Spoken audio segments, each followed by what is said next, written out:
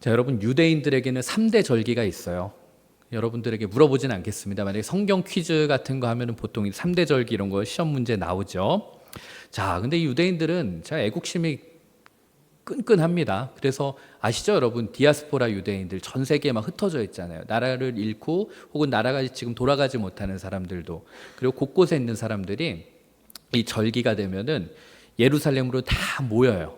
해외에 있는 사람도 모이고 우리 명절 모이듯이 그들도 다 모여요. 모여서 뭐 하는가 하면은 성전에 가서 예배를 드리고 그리고 축제를 하고 가족들 간의 교제의 시간을 가져요.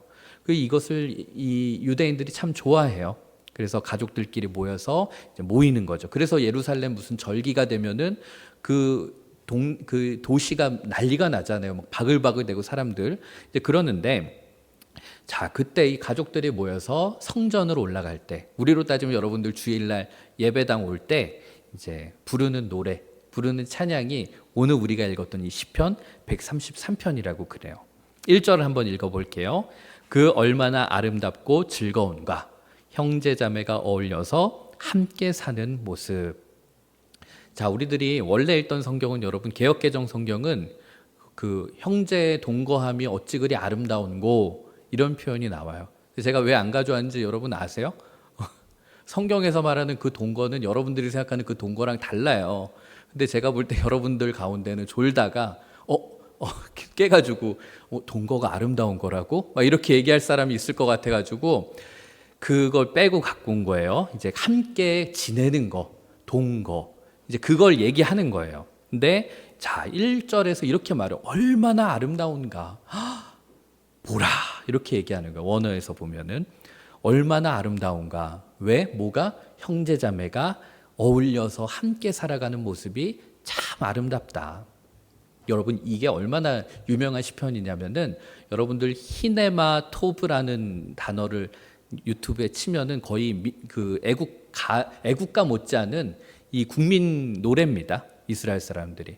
그래서 이 욤키루프 전쟁 뭐 이런 거 갈 때 막 군인들끼리 모여서 이걸 가지고 노래도 부르기도 해요. 그래서 저희도 신학교 때 히브리어 배울 때는 이걸 노래로 배워요. 히네마 토브 마나임 쉐벳 아힘감냐. 이래서 히네마 토브 마나임 쉐베라 힘감냐, 이거를 계속 부르는 거예요. 이게 보라 어찌 그리 좋은가, 형제자매가 어울려서 함께 사는 모습. 이스라엘 사람들은 이 노래를 부르면서 이제 우리의 공동체, 우린 하나야, 우리의 이 모습이 얼마나 아름다운가를 노래합니다. 근데 아까 제가 얘기했죠, 히네마 토브, 이게 무슨 때냐면 보아라, 토브 좋다예요. 좋다. 우리 가끔 이제 카페 같은 데 보면은 토브 막 153 뭐 토브 막 이런 이름 붙이면 여러분 거의 100% 이제 기독교인입니다. 토브가 좋다라는 거예요. 그런데 여러분, 성경에 좋다라는 말이 자주 나와요. 토브라는 말이. 근데 하나님께서 천지를 창조하실 때, 이 땅에 이 모든 것들을 다 만드실 때 하나님이 다 만들어 놓으시고 보기 좋다 하시는데, 그때 좋다가 쓰이는 히브리어 단어가 토브예요. 토브. 자, 하나님이 근데 다 만들어 놓고 좋다 하는데 이거는 좀 좋지 않다라고 하신 부분이 있어요. 그게 뭔가 하면은 아담이 혼자 있는 게 좋지 않아 보이셨대요. 이거 보니까 약간 찔리는 거죠. 저 결혼 안 하고 이렇게 사는 모습을 하나님이 저를 보면서 좋지 않다 이러신 건 아니었을까. 그래서 이제 하나님 마음을 편하게 해드리려고 저도 이제 결혼을 이제 하려고 하는데, 자, 하나님이 볼 때 남자 혼자 있고 이 모습이 그렇게 좋지 않아 보였다는 거예요. 근데 그러면서 하나님이, 그래서 너 혼자 있는 거 보기 안 좋으니까 내가 너한테 혼자 잘 놀 수 있는 자전거를 줄게, 뭐 자동차를 줄게, 게임기를 줄게가 아니라 무엇을 줬는가 하면은 그를 위하여서 돕는 배필을 지어 주셨어요. 그러고 나니까 하나님이 그 모습을 보니까 참 좋다. 너희들이 혼자 있는 것보다 같이 있는 게 보기가 좋구나. 하나님이 그런 말씀을 하신 거예요. 근데 오늘의 이야기도 그런 걸 담고 있는 거죠. 이 시편을 쓴 이 다윗이 형제자매가 함께 화목하게 지내는 게 참 보기 좋구나. 너희들이 어울려 사는 것이 정말 보기 좋다. 얘기를 하는 거예요. 아마 여러분들 부모님들도 마찬가지일 거예요. 여러분들 보면서 제 보기 좋은 모습이 여러분들 형제 자매가 화목하게 지내는 모습을 보면서 아마도 부모님도 그 모습이 제일 보기 좋다고 얘기하실 거예요. 자, 그러면 그렇게 보기 좋은 아름다운 공동체가 어떤 의미가 있는가? 그러니까 그 모습이 어떻게 드러나는가가 오늘 시편에서 비유로 얘기해요. 아름다운 공동체는 이러이러한 것 같아 라고 하는데 2절에 하나가 나오고 3절에도 하나의 비유가 나오는데 먼저 2절을 한번 볼게요. 머리 위에 부은 보배로운 기름이 수염 곧 아론의 수염을 타고 흘러서 그 옷깃까지 흘러내림 같고 이렇게 얘기해요. 여러분 형제들이 화목하게 잘 지내는 모습이 마치 머리 위에 기름을 부었는데 그게 쫙 온몸을 타고 흘러내리는 것과 같대요. 자, 이게 무슨 말인가 하면 여러분 여기 보면 보배로운 기름이라고 나오잖아요. 보배로운 기름. 벌써 딱 뭔가 좋은 기름 같죠. 여러분 대제사장이 있었어요. 구약 시대에는 하나님께 제사를 올리는 일을 하는 게 제사장인데 그 대제사장들 중에서도 이제 대장인 거예요. 대제사장이 될 때 이제 머리에 기름을 부어요. 향유를 부어요. 우리처럼 무슨 휘발 이런 거 아니고 향유를 붓는데 굉장히 고급의 귀한 향유를 확 부어요. 근데 조금 붓는 게 아니라 그냥 여러분 영화 같은 데도 보면은 막 누가 왕이 되거나 할 때 막 붓잖아요. 그런 것처럼 그 당시 그런 거예요. 그 하나님의 복이 임한다는 거에 대한 상징인 거예요. 그래서 왕이 되거나 이 대제사장이 될 때 딱 앉아 있으면 여기 머리 위로 그 향유를 보배로운 기름을 쫙 붓는 거예요. 그럼 이제 그림 보시면은 이제 한번 보여주시겠어요, 선생님? 네. 그림 보면 저런 모습. 저건 이제 상상 그림인데 저런 식으로 이제 대제사장이 될 때 쫙 이제 붓는데 저게 우리처럼 뭐 한두 방울 잠깐 묻히는 게 우리는 너무 비싸니까 그런 거예요. 그때는 아끼지 않는 거예요, 여러분. 쫙 붓는데 이게 머리부터 이런 데까지 여러분 아우 더러워 막 이런 사람 없죠. 이게 온몸을 타고 쫙 흘러내리는 거예요. 왜 이걸 하는가 하면은 수염을 타서 이게 흘러내리고 나중에 옷을 타고 내려가고 나중에 발끝까지 쫙 해서 그 기름이 땅까지 쫙 적시는 거예요. 그러니까 이 기름 부음을 받은 사람은 너도 이제 이 기름에 흠뻑 젖었던 것처럼 너도 다른 사람들을 축복하면서 살아라. 그 메시지가 이 기름 부음 예식 안에 담겨 있어요. 여러분 지금은 우리가 대제사장이 없어요. 제사장이 없어요. 이제는 우리 모두가 다 하나님이 각각의 사람을 왕 같은 제사장으로 우리를 세우셨어요. 이게 여러분 가톨릭과 개신교의 차이예요. 아직도 가톨릭은 사제, 신부님이라는 제도가 있어서 여러분들이 기도를 그 신부님을 통해서 하나님께 전달하는 식이에요. 그래서 고해성사라는 것도 하잖아요. 여러분 뭐 나한테 와가지고 목사님 제가 지난주에 이런 죄를 졌어요. 이런 잘못을 졌어요. 이런 거 여러분 저한테 안 하잖아요. 저도 그런 거 안 해요. 여러분들한테도. 왜냐?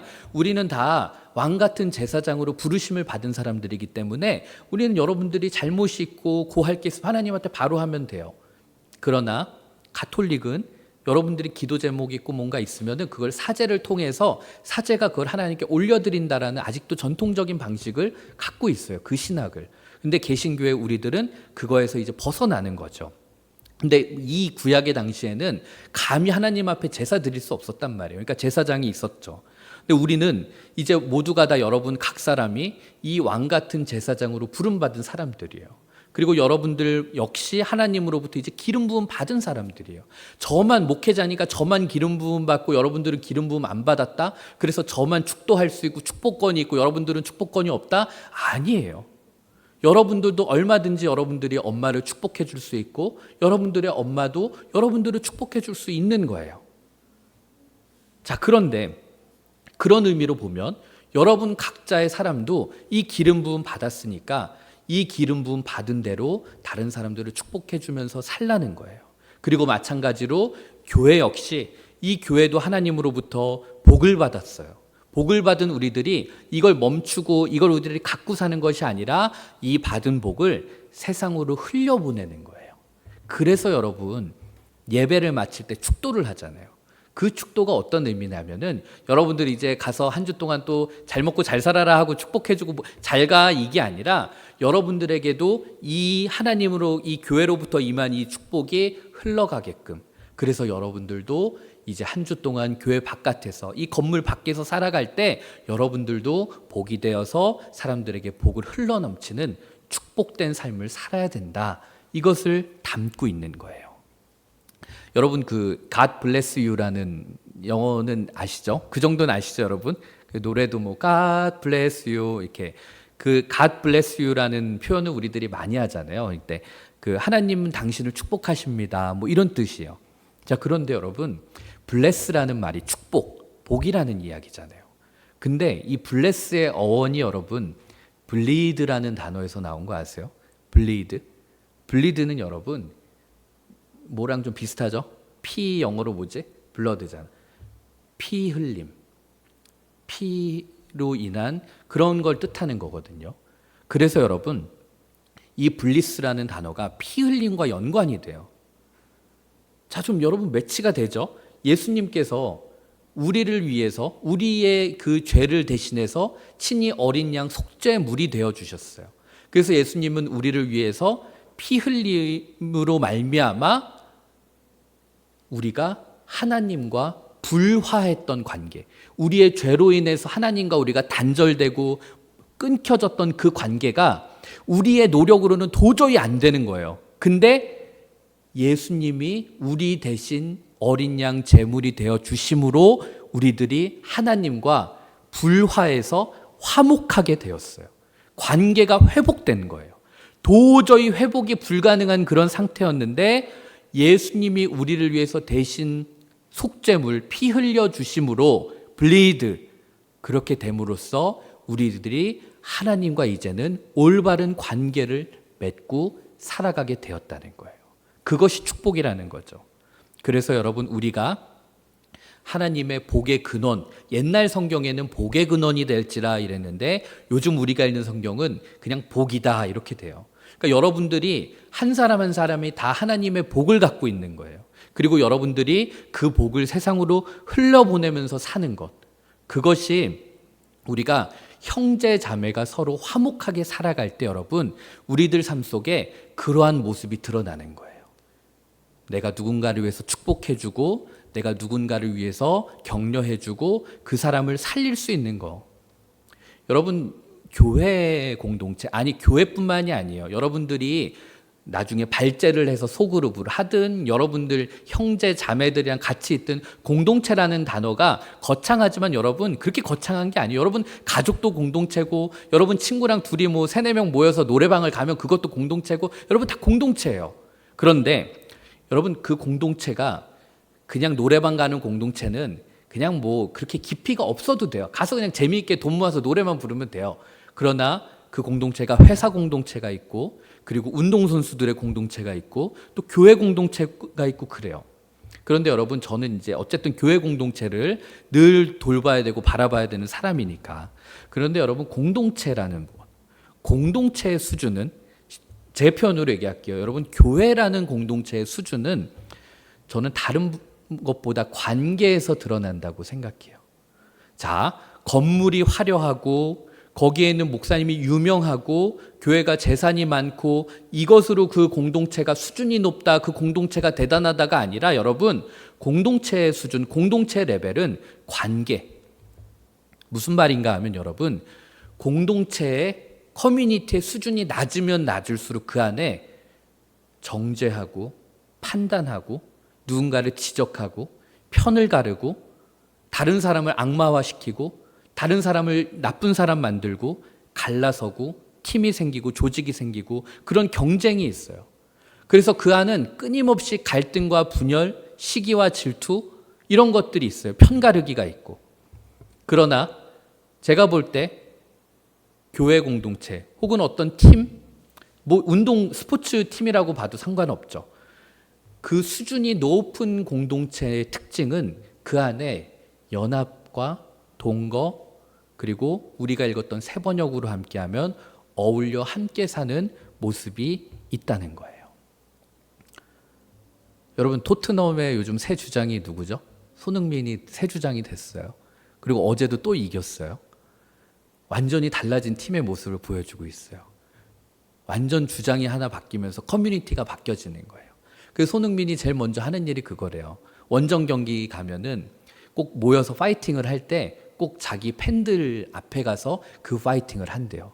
원정을 와준 팬에 대한 보답인 거죠. 그 전에 있던 주장들이나 다른 사람들 그러지 않았거든요. 여러분, 어떤 한 사람으로 인해서 그 공동체의 수준이 달라지는 거예요.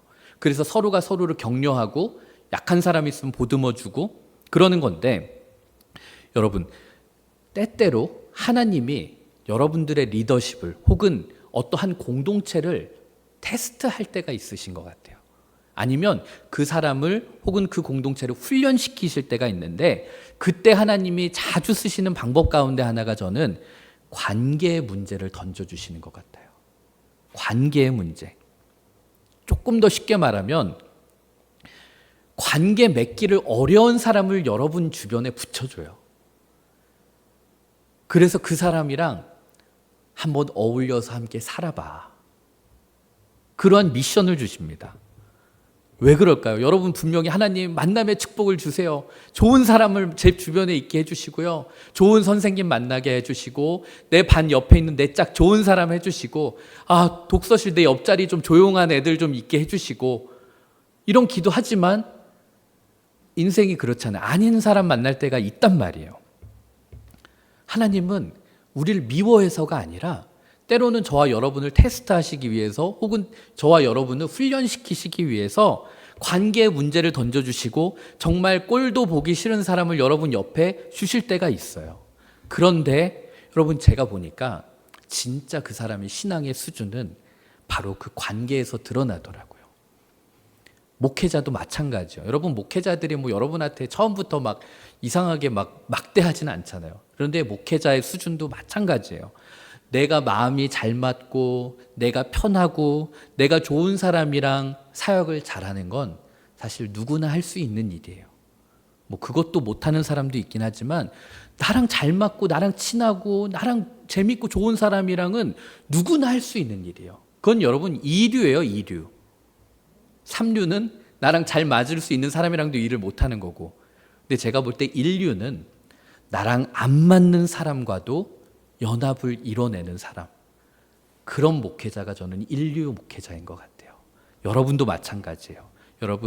여러분들의 어떤 리더십 혹은 여러분들의 영적인 수준은 여러분들이 보기에 좀 싫은 사람, 여러분들이 보기에 같이 한 팀을 이루고 싶지 않은 사람, 여러분들이 정말 쟤는 진짜 꼴도 보기 싫어하는 그런 사람과도 함께 연합하여 동거를 이뤄내는 것이 여러분들의 진정한 영적 수준이라는 것을 꼭 잊지 마시기 바랍니다. 자, 그리고 하나님이 보시기에 아름다운 공동체의 또 하나의 특징이 이제 3절에 나오는데, 3절을 제가 읽어볼게요. 헤르몬의 이슬이 시온산의 내림과 같구나. 주님께서 그곳에 복을 약속하셨으니 그 복은 곧 영생이다. 자, 여러분 지도 한번 보여주세요. 자, 여기 보이시죠? 이제 여러분 잘 보이실까 모르겠네. 헤르몬산이라고 그래요. 우리가 헤르몬 이랬는데 헤르몬산이라고도 하고 헐몬산이라고도 해요. 자, 이 헤르몬산은 여러분 지도를 보면 왼쪽 지도 맨 꼭대기에 녹색 삼각형으로 제가 했죠. 산이라서 내가 녹색으로 딱 한 거야, 얘들아. 다 디테일이 있어. 녹색 삼각형으로 된데 저기가 헤르몬산이야, 헤르몬산. 이 헤르몬산이 이스라엘 지형에서 제일 높은 곳이야. 그래서 어느 정도 높이냐면 우리 백두산 정도 높인 거야. 2815m래, 해발. 굉장히 높은 거야. 그래서 자, 옆에 단면도 하나 있죠. 단면도 저 갑자기 고만고만한 산들이 있다가 오른쪽에 우뚝 솟아나 있는 저 산이 바로 여러분 헤르몬 산이에요.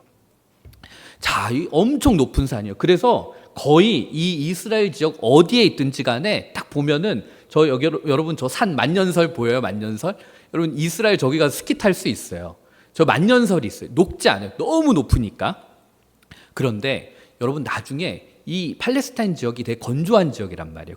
그런데 저 산에 저 얼음, 저 물들이 이제 녹아서 쫙 흘러내리는 거예요. 그러면은 저 흘러내리는 물이 여러분, 자, 저기 빨간색 동그라미 제가 2개 했잖아요. 위쪽에 보면 단이 있어요. 단. 그리고 맨 밑에 보면 브엘세바. 그래서 여러분 성경 읽다 보면 단에서 브엘세바까지라는 표현이 나오거든요. 이게 우리식으로 하면 뭐냐면 한라에서 백두까지.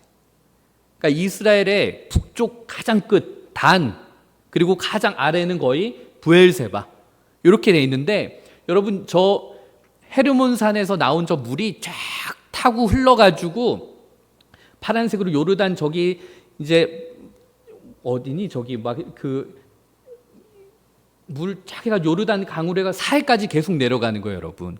자, 그런데 여기서 보면은 단에서 흐르는 물이잖아요.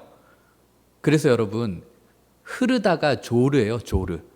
그래서 조르단, 단에서 흐른다. 그래서 조르단, 그래서 무슨 강? 요단강. 요단강의 말이 그 말이에요, 여러분. 자, 그래서 이 헤르몬산에서 나오는 그 물이 정말 팔레스타인 지역 전역에 물을 쫙 공급을 하는 거예요. 자, 그런데 이 정상에 기온이 좀 낮아가지고 급속 냉각이 되다 보면 이슬이 생긴대, 이슬. 물론 그 이슬이 막 이 모든 온 땅을 다 덮을 정도는 아니지만 상당히 이슬의 양이 많아서 주변에 농사를 짓게 하기도 하고 그들이 가뭄을 이겨내는데 많은 도움이 된다고 그래요. 그 이슬이 바람을 타고 쫙 퍼지면 여러분 그게 어떻게 되죠? 약간 그 우리 가습기 같이 수분 공급이 쫙 되는 거예요. 그 결과로 메말랐던 사막에 있는 생물들이 살아나기 시작을 하고 생명을 유지할 수 있게 되는 거예요. 그래서 성경에서 이슬이라는 표현이 참 좋은 의미로 많이 등장해요. 자, 그런데 호세아서 14장 5절에서 6절을 보면 장차 오실 예수님 어떻게 표현되는가 하면 읽어볼게요. 내가 이스라엘 위에 이슬처럼 내릴 것이니 이스라엘이 나라꽃처럼 피고 레바논의 백향목처럼 뿌리를 내릴 것이다. 그 나무에서 가지들이 새로 뻗고 올리브 나무처럼 아름다워지고 레바논의 백향목처럼 향기롭게 될 것이다. 자, 예수님이 이 땅 가운데 오실 때 내가 이스라엘에게 이슬처럼 내릴 것이다 얘기했어요. 무슨 의미일까요? 내가 너희들의 생명의 근원이 되어줄게. 내가 너희들을 살려줄게. 내가 너희들에게 생명을 줄게. 여러분, 우리가 하나님 안에서 형제 자매 공동체를 이뤄서 살다 보면 우리는 지금처럼 이 헤르몬산의 이슬처럼 우리가 살아야 된다는 거예요. 우리들이 그 이슬을 먹고 우리들이 이렇게 생명을 유지하는 것처럼 우리들도 우리 공동체가 그리고 여러분 주변에 있는 사람들을 살리는 그런 역할을 해야 된다라고 얘기하는데 시편 110편 3절을 보면은 여러분들을 향해서 나오는 표현이 있어요. 주의 권능의 날에 주의 백성이 거룩한 옷을 입고 즐거이 헌신하니 새벽 이슬 같은 주의 청년들이 주께 나오는 도다. 자, 교회 생활 오래 하신 분들은 딱 이거 보면 막 벌써 멜로디, 김부선 선생님도 막 멜로디 떠오르죠? 새벽 이슬 같은 주의 청년들이 찬양이 있거든요. 여기서도 여러분들을 가져서 표현을 이렇게 하는 거야. 새벽 이슬 같은 주의 청년들. 청소년 청년들을 가리켜서 새벽 이슬 같다. 여러분도 이 헤르몬산의 이슬과 같은 삶을 살아야 된다는 거예요. 여러분들이 주어진 팀, 그 공동체 안에 죽이고 누군가를 누르고 편가르기가 아니라 거기에 있는 사람을 회복시키고 살리는 역사가 일어나야 된다는 거예요. 우리들이 이렇게 어떤 생명을 살리는 공동체가 되고 그리고 상대방을 축복해 줄 수 있는 그런 공동체가 될 때 하나님이 그러한 사람들을 바라보시면서 참 좋다 하시면서 약속하신 복이 있는데 그게 무엇인가 하면 3절 뒷부분이에요. 주님께서 그곳에서 복을 약속하셨으니 그 복은 영생이다. 영생. 영생이 뭐예요? 영원한 생명이에요. 자, 여러분들이 이렇게 화목하게 살면 하나님이 여러분에게 영생을 주신대요. 영원한 생명, 죽지 않게 해주신대요. 근데 우리 잘 살아도 죽잖아요. 여러분, 이 영생이라는 단어는 단순히 그냥 영원한 생명, 죽지 않는다 문자적인 표현이 아니라 여러분 이것이 바로 하나님이 이렇게 사는 자들에게 구원을 허락하신다. 조금 더 확대돼서 말하면 그 사람에게 천국을 허락하신다라는 이야기예요. 이렇게 살면 너희들이 죽어서 천국을 간다 이 얘기의 차원이 아니라 우리들이 누군가를 축복하고 누군가를 살리는 그런 공동체의 삶을 살 때 그러한 사람들에게 주시는 하나님의 복은 이 땅 가운데 천국을 경험하는 공동체가 되게 하신다는 거예요. 저는 이 표현을 보면서 정신이 번쩍 들은 게, 이거 진짜 그냥 눈으로 볼 땐 몰랐는데 곰곰이 묵상해 보니까 맞는 말 같아요. 여러분, 우리가 이 땅을 살아가면서도 아직 죽지도 않았는데 지옥 같은 삶을 살 수도 있고요, 천국 같은 삶을 살 수도 있다는 거 여러분 동의하세요?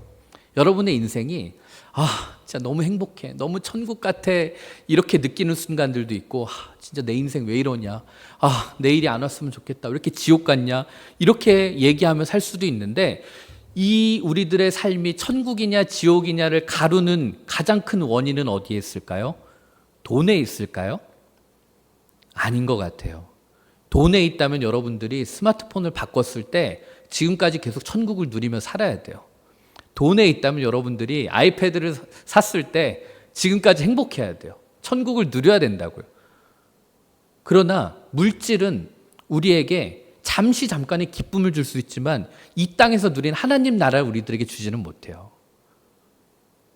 반면에 여러분, 우리가 진짜 인생이 지옥 같다라고 느끼는 순간이 물질의 많고 적음, 돈의 유무가 아니라 관계의 어려움이 우리를 때로는 지옥 같은 삶을 만든다라는 거 여러분 느끼세요?